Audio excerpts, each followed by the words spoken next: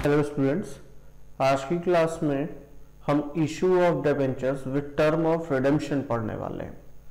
इसके पहले की क्लासेस में हमने इशू ऑफ डिबेंचर्स पढ़ा है, जिसमें issue of debenture for cash था, for consideration other than cash था, issue of debentures as collateral security था। वो सब हम पिछली क्लास में पढ़ चुके हैं। आगे की क्लास में हम टर्म ऑफ रिडेम्पशन को पढ़ेंगे और इसके बाद अगली क्लास जो होगी वो इंटरेस्ट ऑन डिबेंचर्स की होगी। तो चलिए स्टार्ट करते हैं पहले इस क्लास को। और इस क्लास में सबसे पहला टॉपिक यही है, issue of debentures with term of redemption. हमारा टॉपिक क्या है? Issue of debentures with term of redemption. अब ये विथ टर्म ऑफ रिडेम्पशन क्या है? तो सबसे पहले तो आपको जब डिबेंचर्स के बारे में बताया था, तो डिबेंचर्स एक रिटर्न इंस्ट्रूमेंट है जो डेब्ट को एविडेंस करता है। उसमें mode of repayment of principal amount and interest amount recorded होता है, लिखा होता है कि कब पेमेंट, कैसे पेमेंट और कितना पेमेंट होना है। तो जब हम डिबेंचर्स होल्डर को, हम का मतलब कंपनी, जब कंपनी डिबेंचर्स होल्डर को रीपेमेंट करती है तो उसको बोलते हैं रिडेम्पशन ऑफ डिबेंचर। अब ये डिबेंचर जो इशू कर रहे हैं वो किस टर्म के साथ इशू कर रहे हैं कि उसका रिडेम्पशन कब होना है वो दिया गया है, आपको कितना होना है, कैसे होना है, वो सारी चीजें दी हैं। तो इशू जब हमने पढ़ा था कि जो डिबेंचर है हमारा वो इशू किस पे होता है, एट पर पे भी हमने इशू किया है, एट प्रीमियम पे भी इशू किया है और एट डिस्काउंट पे भी इशू किया है। लेकिन जब इसके रिडेम्पशन की बारी आएगी, किसकी बारी आएगी? रिडेम्पशन यानी रीपेमेंट की बारी आएगी, तो हम इसका रिडेम्पशन एट पर और एट प्रीमियम पे तो कर सकते हैं, लेकिन इसका रिडेम्पशन कभी भी एट डिस्काउंट पे नहीं होगा। यानी डिस्काउंट पे हम इसका रीपेमेंट नहीं करेंगे। पैसा या तो रीपे करेंगे तो पूरा करेंगे या फिर ज्यादा ही करेंगे प्रीमियम पे। तो अब इसके बेसिस पे अगर हम कंडीशंस देखें या केसेस देखें तो हमारे पास कितने केसेस बनते हैं? देखिए, इशू हम एट पर पे करते हैं तो इसका भी रिडेम्पशन पर पे या प्रीमियम पे होगा। अगर हमने प्रीमियम पे इशू किया है तो इसका रिडेम्पशन पर या प्रीमियम पे होगा, दोनों पे होगा इसका रिडेम्पशन। और अगर हमने डिस्काउंट पे इशू किया है तो भी इसका जो रिडेम्पशन है वो पर या प्रीमियम पे होगा। तो देखिए, issued at par, redeemable at par, issued at par, redeemable at premium. तो एक केस, दो केस, ऐसे ही यहां भी एक केस, दो case, first case, second case, सारे बन रहे हैं। यानी टोटल कुल मिला के हमारे पास कितने केसेस आ रहे हैं? 6 केसेस। तो वो केसेस क्या क्या बनेंगे? दिया है पहला, issued at par, redeemable at par, issued at discount, redeemable at par, issued at premium, redeemable at par. यानी इशू हम चाहे जिस पे कर रहे हो, रिडेम्पशन हमने तीनों पे एट पर पे किया। या फिर एट पर, डिस्काउंट, प्रीमियम पे इशू हो लेकिन रिडेम्पशन उसका किस पे हो? प्रीमियम पे हो। ठीक, तो हम साथ में लेके चलेंगे। क्या साथ में लेके चलेंगे? इशूड एट पर को साथ में लेके चलेंगे और साथ में क्या लेके चलेंगे? एक बार उसका रिडेम्पशन अगर एट पर पे हुआ तो क्या एंट्री होगी, और अगर इशू एट पर पे किया और उसका रिडेम्पशन प्रीमियम पे हो रहा है तो फिर क्या एंट्री होगी। फिर उसके बाद इशू किया डिस्काउंट पे और रिडेम्पशन एट पर पे होगा तो क्या एंट्री होगी, और रिडीमेबल अगर प्रीमियम पे होगा तो क्या एंट्री होगी। फिर तीसरा जो लेके चलेंगे साथ में, वो इशू किया होगा प्रीमियम पे, रिडेम्पशन एट पर और एट प्रीमियम, इन दोनों की केस में क्या एंट्री होगी। तो आगे बढ़ेंगे और हम इसको देखेंगे, सॉल्व करेंगे, या एंट्रीज की पहले देख लें कि क्या एंट्रीज इसके लिए पास होती है। ठीक है, तो यहां पे हम पहला जो केस ले रहे हैं, पहला केस हमने ले लिया,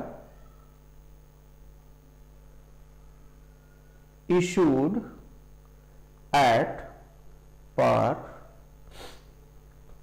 एंड रिडीमेबल एट पर, इशू एट पर पे किया, रिडेम्पशन एट पर पे हुआ। इसी के साथ हम ले लेते हैं दूसरा केस में, ये है तो ये हमारा जो है चौथा केस है कि इशू किस पे किया, एट पर पे किया, लेकिन इसका रिडेम्पशन किस पे होगा, रिडीमेबल एट प्रीमियम। अब हम यहां पे केसेस को भूल जाते हैं, इसको हटा देते हैं, केस से कोई मतलब हमें नहीं है। हम यहां पे कंडीशन हमको पता है कि क्या क्या है, इशू एट पर पे किया है, प्रीमियम पे किया है, डिस्काउंट पे किया है, रिडेम्पशन एट पर और एट प्रीमियम पे हो रहा है। तो अब एंट्री क्या होगी, देखिए एंट्री में कोई इफेक्ट नहीं होता। सपोज मान लीजिए कि ये जो कुछ हो रहा है सारा एप्लीकेशन के साथ हो रहा है, तो जब इशू आपने एट पर पे किया है, एंट्री आपको इशू की ही करनी है, लेकिन टर्म बोला है कि आप रिडेम्पशन का यूज करोगे, तो जब एट पर पे रिडीमेबल होगा तो कोई भी इफेक्ट नहीं पड़ने वाला है आपकी एंट्री में। सबसे पहले जब आपको एप्लीकेशन मनी रिसीव होगा तो एंट्री होगी bank account debit to debentures application account, और यहां पे जब इशू एट पर पे किया तो वैल्यू कौन सी होगी, नॉमिनल होगी। कौन सी वैल्यू होगी, नॉमिनल वैल्यू होगी। यहां भी इशू आपने एट पर पे किया है, रिडेम्पशन प्रीमियम पे हो रहा है, तो इशू की एंट्री में कोई इफेक्ट नहीं पड़ने वाला है। यहां पे जैसा आप पहले से करते आ रहे हैं वही एंट्री होगी, bank account debit to debenture application account. और साथ में करने का रीजन ये है कि इफेक्ट क्या पड़ रहा है टर्म को यूज करने पे, बस वो बताना है आपको। तो पहली एंट्री तो ये हो गई। अब दूसरी एंट्री की अगर बात करें तो दूसरी एंट्री आपकी क्या होगी, इसको ट्रांसफर करते हैं एप्लीकेशन मनी को, कहां पे, डिबेंचर अकाउंट में। तो डिबेंचर्स एप्लीकेशन अकाउंट डेबिट, यहां पे कौन सी वैल्यू थी आपकी, नॉमिनल की वैल्यू मिली थी आपको, two percent debentures account, percent debentures account. यहां भी डिबेंचर में तो आपको नॉमिनल वैल्यू ही लिखनी है। अच्छा, इशू आपने एट पर पे किया, रिडेम्पशन एट पर पे किया, लेकिन सर कोई चेंज नहीं हुआ यहां पे। तो जब आप रिडेम्पशन उतने पे ही कर रहे हो जितने का डिबेंचर है, तो कोई इफेक्ट नहीं होगा रिडेम्पशन का। लेकिन अगर आप उसका रिडेम्पशन इशू आपने एट पर पे ही किया है, लेकिन अगर उसका रिडेम्पशन आपका प्रीमियम पे हो रहा है, तो एक इफेक्ट पड़ेगा। क्या इफेक्ट होगा एंट्री में, देखिएगा, डिबेंचर एप्लीकेशन अकाउंट डेबिट हो जाएगा नॉमिनल वैल्यू से, और यहां पे क्रेडिट हो जाएगा percent debentures account, debentures account, इसमें आपकी नॉमिनल वैल्यू हो जाएगी। लेकिन यहां पे एक चीज बढ़ जाएगा, premium on redemption of debentures account, और यहां डेबिट हो जाएगा आपका loss on issue of debentures account debit. अब ये वैल्यू यहां पे जो वैल्यू होगी और यहां पे जो वैल्यू होगी, दोनों वैल्यू क्या होगी, इक्वल होगी। तो बस इतना ही माइनर सा चेंज होगा कि जब रिडीमेबल एट पर होगा तो जैसे आप एंट्री करते आ रहे थे उसी तरीके से आपको एंट्री करते रहना है, उसमें कोई चेंज नहीं होगा। लेकिन अगर रिडीमेबल कहीं एट प्रीमियम हो गया तो एक अकाउंट यहां पे क्रेडिट होगा, जिसको क्या बोलते हैं, premium on redemption of debenture account on issue of debentures account, loss on issue of debentures account क्या हो जाएगा, फिर आपका डेबिट हो जाएगा विद इक्वल अमाउंट, यानी amount of premium on redemption. ठीक है, तो दूसरा केस क्या है हमारा कि अगर मान लो हमने इशू किस पे किया हो, डिस्काउंट पे, issued at discount and redeemable at पर, क्योंकि रिडेम्पशन एट पर या प्रीमियम पे ही होगा, इशू तीनों तरीके से हो सकता है। तो यहां ले लिया हमने issued at discount and redeemable at premium. Redemption किस पे होना है? प्रीमियम पे होना है। तो पहली एंट्री आपकी जो एप्लीकेशन मनी रिसीव करने की होती है वो हो जाएगी bank account debit to debentures application account, और वैल्यू कौन सी होगी? Nominal minus discount. क्यों?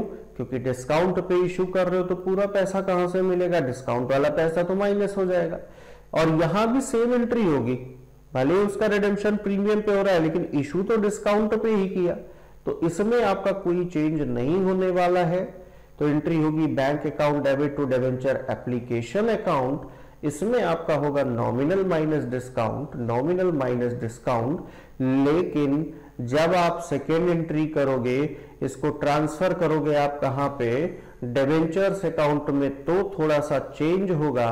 एंट्री क्या होगी? Debenture application account debit nominal minus discount. Discount पे आप इशू करते हो तो लिखते हो discount on issue of debentures account debit, और इसमें वैल्यू लिखते हो डिस्काउंट की 2% डिबेंचर्स अकाउंट। क्या लिखते हो? 2% डिबेंचर्स अकाउंट। इसमें आप लिखते हो नॉमिनल वैल्यू। यहां पे तो पहले जैसा ही हुआ, यहां पे क्या चेंज हुआ? कुछ नहीं हुआ। क्यों? क्योंकि रिडेम्पशन किस पे हो रहा था? एट पर पे हो रहा था। लेकिन यहां पे रिडेम्पशन एट प्रीमियम पे हो रहा है, तो एंट्री सेम है, बस यहां पे क्या करना है? Premium on redemption of debenture credit करना है, loss on issue of debenture account debit करना है। तो एंट्री क्या बन जाएगी? जब रिडेमेबल एट पर होगा, सॉरी रिडेमेबल एट प्रीमियम होगा, तो डिबेंचर एप्लीकेशन अकाउंट डेबिट, इसमें नॉमिनल माइनस डिस्काउंट आएगा। यहां पे लिखा जाएगा loss on issue of debentures account debit, और इसमें वैल्यू कौन सी होगी? Discount plus premium on redemption. Redemption पे जो प्रीमियम लिया उस पैसे को यहां पे ऐड कर लेंगे। 2% डिबेंचर्स अकाउंट, इसमें वैल्यू होगी नॉमिनल, और 2 premium on redemption of debentures account, और इसमें क्लियरली पता चल रहा है कौन सा पैसा लिखना है? Premium on redemption of debenture. अब ये जो एंट्री है इसको हम लोग नॉर्मली अगर लिखते तो क्या लिखते? इस एंट्री को मैं यहां पे बता रहा हूं, जैसा कि हम लोग को पता है कि कैसे हम डिस्काउंट की कंडीशन में एंट्री करते हैं। तो यहां पे लिख देते हैं discount on issue of debentures account debit, loss on issue of debentures account debit, 2% debentures account, और 2 premium on redemption of debentures account. इसमें हम क्या लिखते? नॉमिनल माइनस डिस्काउंट लिखते। डिस्काउंट में डिस्काउंट का पैसा लिखते। लॉस ऑन इशू में हम क्या लिखते? प्रीमियम ऑन रिडेम्पशन लिख देते पैसा। यहां पे क्या लिखते? डिबेंचर में नॉमिनल लिखते, ठीक है। और प्रीमियम ऑन रिडेम्पशन में तो रिडेम्पशन के टाइम पे जो प्रीमियम मांगा है या पे करने के लिए कहा है वो पैसा लिखते। तो यही जो डिस्काउंट और premium on redemption of debenture था, इन्हीं दोनों को मर्ज कर दिया गया, और ये यहां पे बन गया क्या? Loss on issue of debentures account, जिसमें डिस्काउंट और प्रीमियम ऑन रिडेम्पशन का पैसा ऐड कर दिया गया, ठीक है। तो ये हमारा हो गया केस सेकेंड और फिफ्थ हो गया। अब केस थर्ड बचा है और 6 बचा है, ठीक है। तो चलिए उसको भी देख लेते हैं कि कैसे होगा। और लास्ट वाला क्या बचा है? Issued at premium and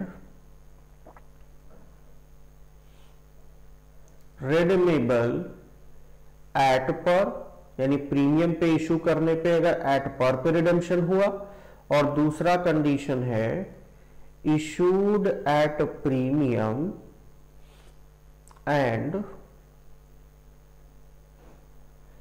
redeemable at premium, redemption भी प्रीमियम पे होगा। तो पहली एंट्री तो कॉमन है क्योंकि इशू किया, इशू की एंट्री में जितने पे इशू किया वही पैसा मिलेगा, nominal plus premium. To, debentures application account, इसमें भी नॉमिनल प्लस प्रीमियम। ठीक, फिर इसके बाद यहां भी सेम एंट्री, भले ही उसका रिडेम्पशन प्रीमियम पे होना है, एंट्री तो वही होगी, bank account debit nominal plus premium to debenture application account, इसमें भी नॉमिनल प्लस प्रीमियम। लेकिन जब हम सेकेंड एंट्री करते तो क्या एंट्री होती, अगर रिडीमेबल एट पर है तो कोई चेंज होना ही नहीं, जैसे पहले करते आ रहे हैं उसी तरीके से होगा, nominal plus premium debenture application account debit 2% debentures account, इसमें नॉमिनल वैल्यू लिखते, और 2 सिक्योरिटीज प्रीमियम रिजर्व अकाउंट, इसमें कौन सा पैसा होता, प्रीमियम ऑन इशू, इशू के टाइम पे जो प्रीमियम का पैसा मांगते हैं। लेकिन अगर रिडीमेबल एट प्रीमियम होता तो थोड़ा सा चेंज होता, क्या चेंज होता, डिबेंचर एप्लीकेशन अकाउंट हो जाता डेबिट, और इसमें वैल्यू क्या लिखते, नॉमिनल प्लस प्रीमियम। फिर इसके बाद loss on issue of debentures account हो जाता डेबिट, और इसमें कौन सा प्रीमियम होता, premium on redemption percent debentures account, इसमें आप लिखते नॉमिनल वैल्यू।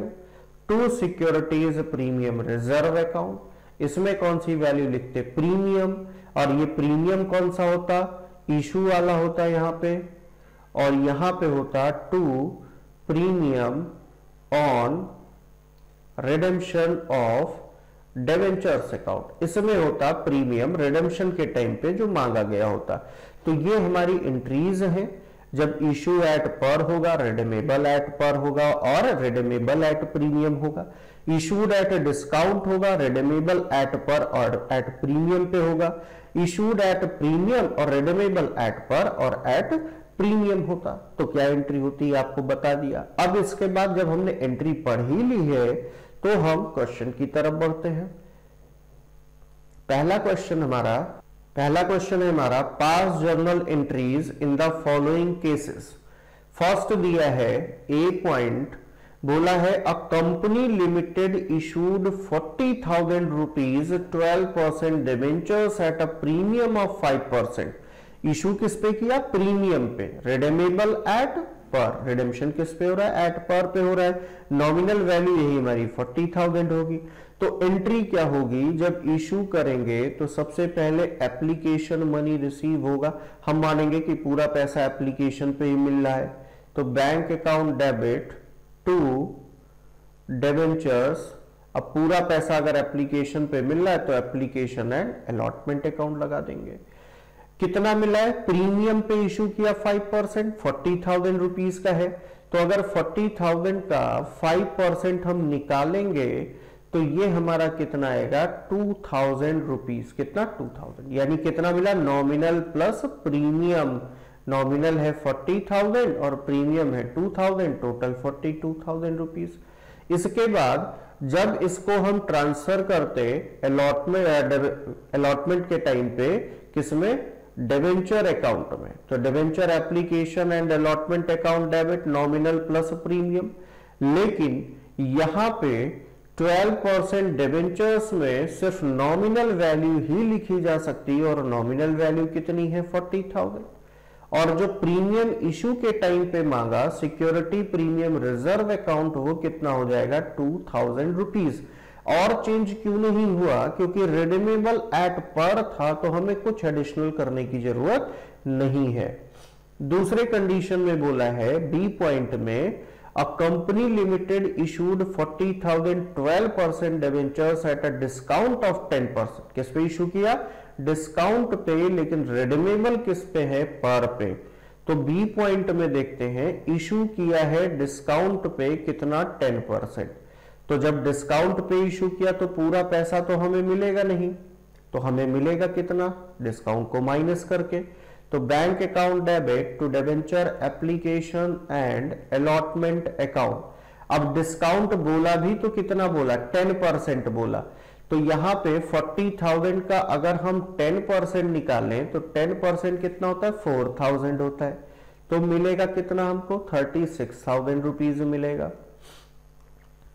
इसके बाद जब इसको हम ट्रांसफर करेंगे तो एंट्री क्या होगी, debenture application and allotment account debit 36,000 rupees, 36,000 rupees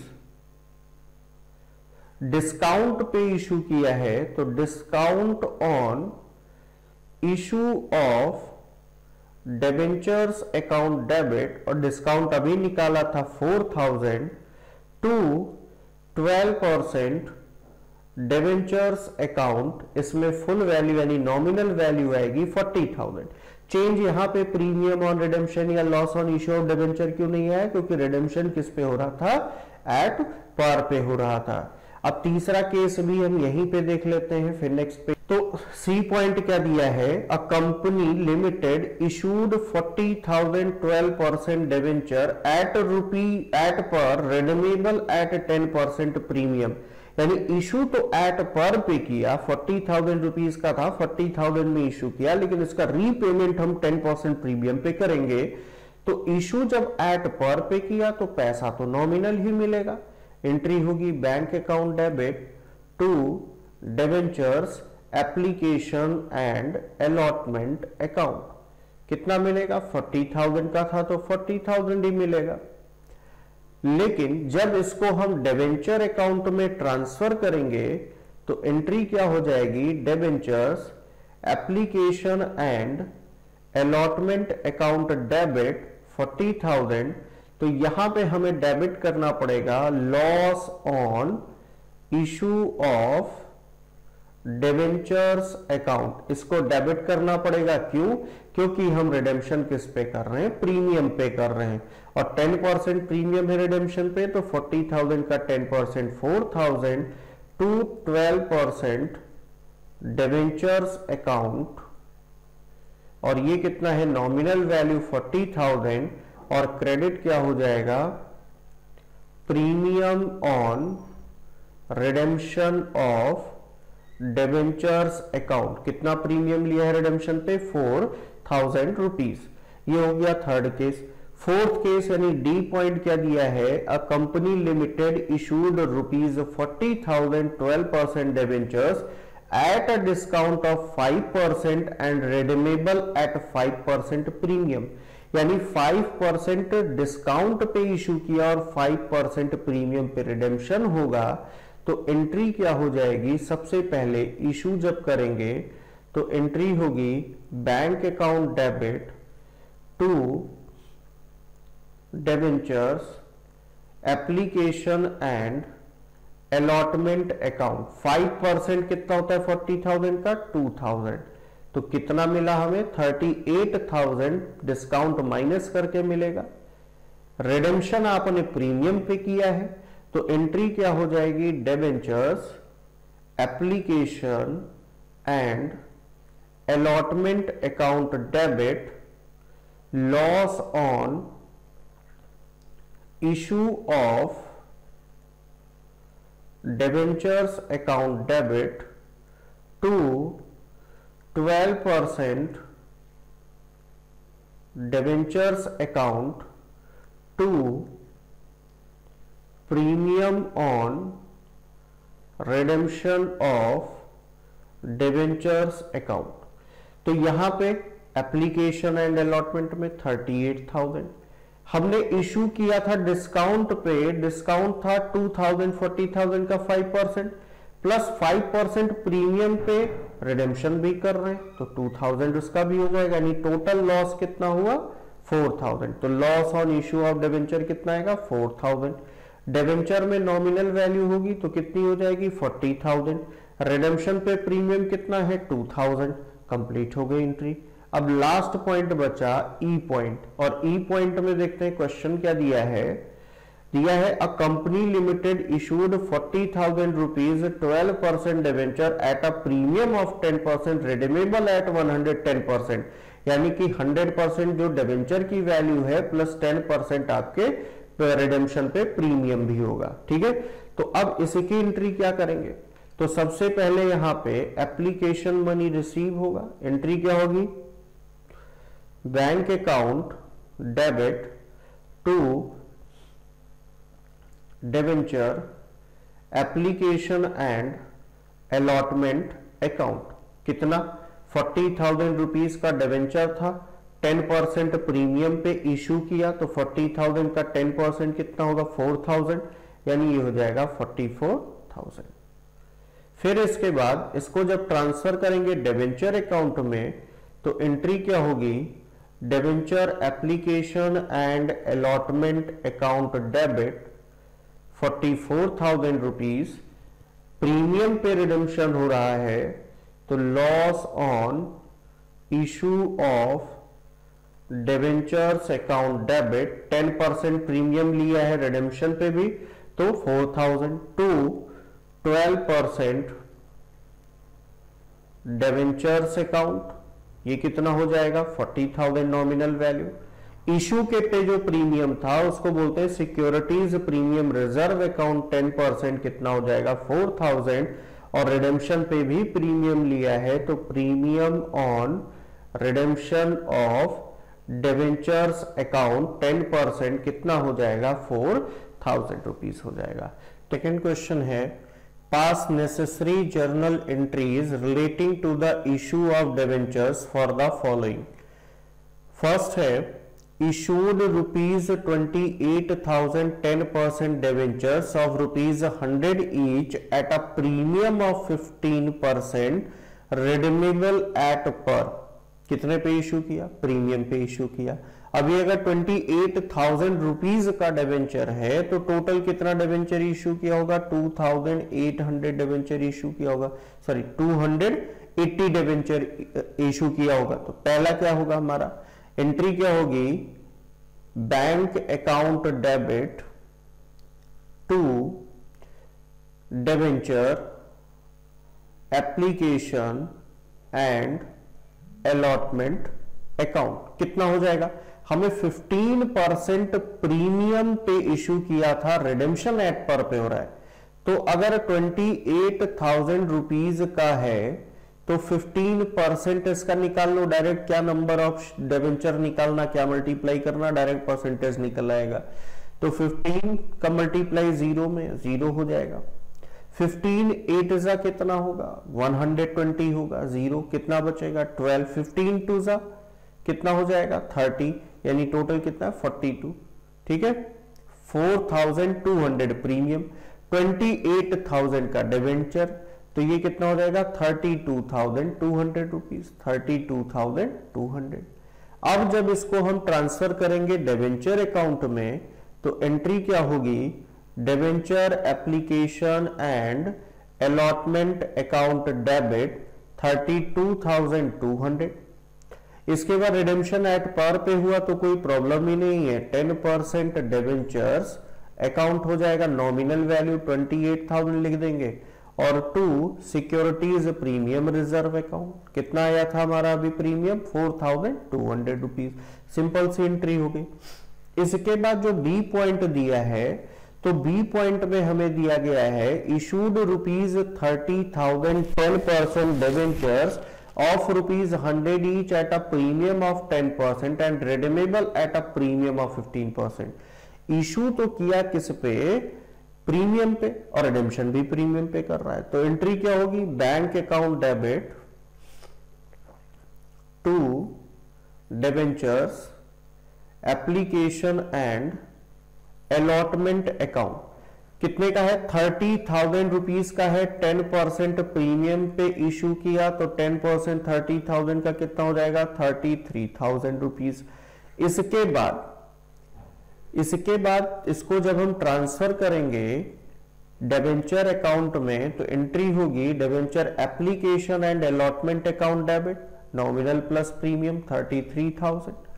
फिर रिडेम्पशन इसका प्रीमियम पे हुआ है तो loss on issue of debentures account हो जाएगा डेबिट। कितना हो जाएगा 15%। डिबेंचर की वैल्यू कितनी थी 30,000 का अगर 15% निकालेंगे तो आएगा 4,500 rupees to 10% debentures account. Nominal value कितनी है 30,000। प्रीमियम पे इशू किया था तो सिक्योरिटी प्रीमियम रिजर्व अकाउंट, कितना प्रीमियम लिया था 10% 3,000। और प्रीमियम पे रिडेम्पशन हो रहा है तो premium on redemption of debentures account आ जाएगा। कितना हो जाएगा यहाँ पे 15% निकाला था अभी 4,500। ये हो गया। बचा last issued rupees 80,000 10% debentures of 100 each at per repayable at a premium of 10%। मतलब इशू 80,000 रुपीज का डिवेंचर इशू तो एट पर पे किया लेकिन रिडेम्पशन किस पे होगा प्रीमियम पे होगा। तो देखिए क्या एंट्री हो जाएगी सी पॉइंट में।